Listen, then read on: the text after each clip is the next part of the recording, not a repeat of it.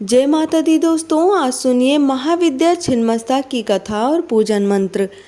माँ छिन्नमस्ता माँ काली का ही एक रूप है। देश के कई हिस्सों में छिन्नमस्ता को प्रचंड चंडिका के नाम से भी जाना जाता है। सनातन शास्त्र में माँ को सर्वसिद्धि पूर्ण करने वाली अधिष्ठात्री भी कहा जाता है। छिन्नमस्ता 10 महाविद्या देवियों में से छठी देवी हैं। गुप्त नवरात्रि में माँ छिन्नमस्ता की विधि विधान से पूजा अर्चना की जाती है। भक्तों का मानना है कि देवी छिन्नमस्ता जीवन देने वाली होने के साथ साथ जीवनदायिनी भी है। कहते हैं कि माँ की श्रद्धा पूर्वक पूजा करने से साधक की सभी मनोकामनाएं पूर्ण होती हैं। आइए जानते हैं कैसे हुई माता छिन्नमस्ता की उत्पत्ति और क्या है इनसे जुड़ी पौराणिक कथा। सबसे पहले आपसे साझा करना चाहूँगी कि माँ छिन्नमस्तिका के बारे में जानना माँ को जान लेना ही है। इसे अपने मन में बिठा लें तो साधना का मार्ग हमेशा खुला रहता है, अन्यथा अपना ही अहम सबसे बड़ी बाधा बन जाता है और साधना के पथ पर कोई गति संभव नहीं हो पाती है।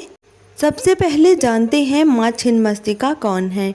मूलाधार चक्र में कुंडलिनी शक्ति का मूर्त रूप है छिन्नमस्तिका। कुंडलिनी जागरण से संबंधित अनेक साधनाओं में से एक साधना है माँ छिन्नमस्ता को प्रसन्न करना।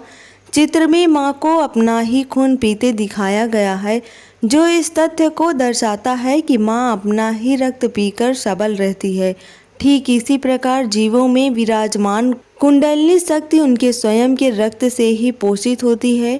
कुंडलिनी शक्ति जागृत होने पर माया का प्रभाव क्षीण हो जाता है।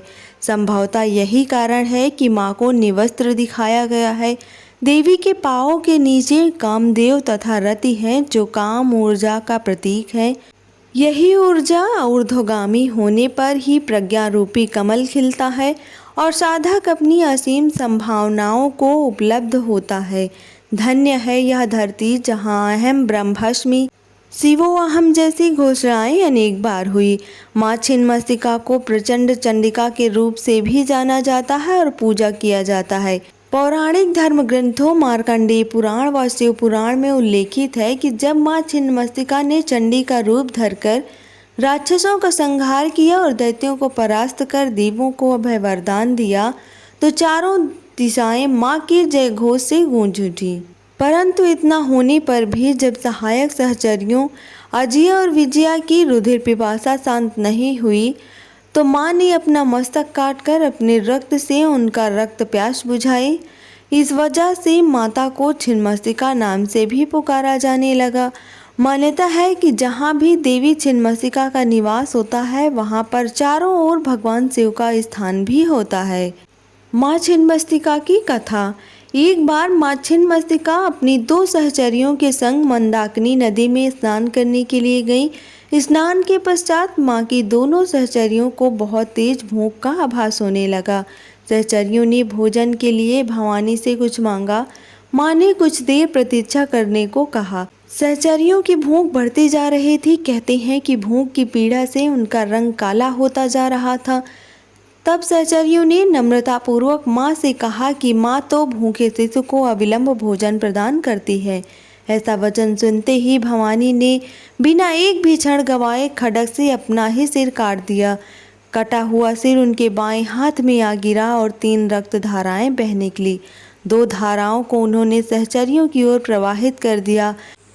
तीसरी धारा जो ऊपर ही प्रवाह हो रही थी, उसे देवी स्वयं पान करने लगी।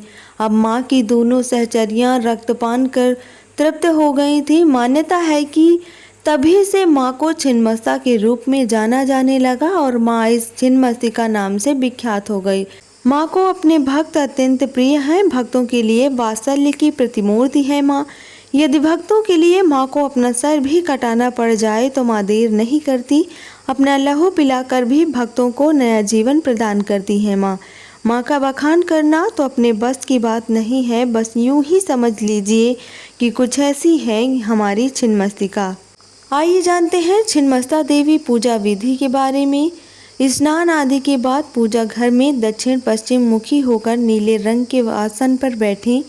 अपने सामने लकड़ी के पट्टे पर नीला वस्त्र बिछाकर उस पर छिन्नमस्ता यंत्र स्थापित करें। दाएं हाथ में जल लेकर संकल्प करें। तत्पश्चात हाथ जोड़कर छिन्नमस्ता देवी का ध्यान करें। सरसों के तेल में नील मिलाकर दीपक करें। देवी पर नीले फूल, मंदाकिनी अथवा सदाबहार चढ़ाएं।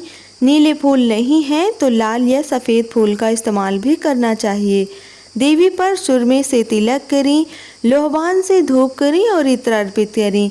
उड़द से बने मिष्ठान का भोग लगाएं। तत्पश्चात बाएं हाथ में काले नमक की डली लेकर दाएं हाथ से अष्टमुखी रुद्राक्ष माला से देवी के मंत्र का 108 बार जाप करें। जाप पूरा होने के बाद काले नमक की डली को बरगद के नीचे गाड़ दें। बची हुई नेचुरल सामग्री को जल प्रवाह कर दें। प्लास्टिक का इस्तेमाल पूजा में नहीं करना चाहिए। आइए जानते हैं छिन्नमस्ता देवी पूजा से होने वाले लाभ के बारे में। महाविद्या छिन्नमस्ता की साधना से जीवन की सभी मनोकामनाएं पूरी हो जाती हैं। छिन्नमस्ता देवी के स्मरण मात्र से ही नर सदाशिव हो जाता है तथा पुत्र पौत्र धन और दीर्घायु की प्राप्ति होती है। इस साधना से शत्रुओं का तुरंत नाश होता है, रोजगार में सफलता मिलती है, नौकरी में प्रमोशन मिलता है, कोर्ट कचहरी वाद विवाद व मुकदमों में सफलता मिलती है। भक्तों का मानना है कि देवी छिन्नमस्ता जीवन देने वाली होने के साथ साथ जीवनदायिनी भी हैं। कहते हैं कि तंत्र मंत्र सीखने वाले साधकों के लिए गुप्त नवरात्रि का विशेष महत्व है। ऐसे में गुप्त नवरात्रि से पहले ही माता की पूजा हेतु साधक तैयारियां शुरू कर देते हैं।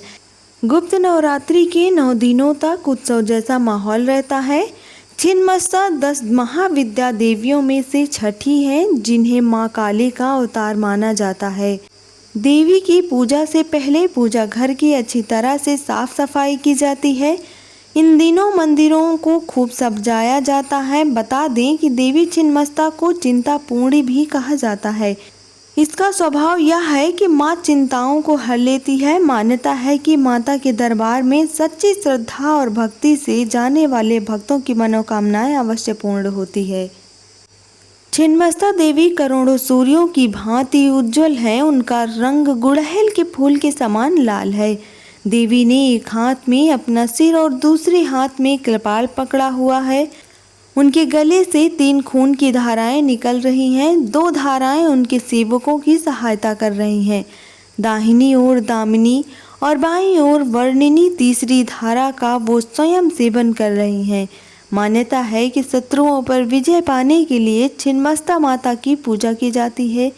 कहते हैं कि माँ के उग्र स्वभाव के कारण तांत्रिकों द्वारा ये साधना की जाती है। वो अक्सर कुंडलिनी जागरण से जुड़ी होती है। उम्मीद करती हूँ दोस्तों आज की दी गई जानकारी आपको पसंद आई होगी। वीडियो पसंद आया हो तो वीडियो को लाइक करिए, शेयर करिएगा और चैनल को सब्सक्राइब करना बिल्कुल भी मत भूलना।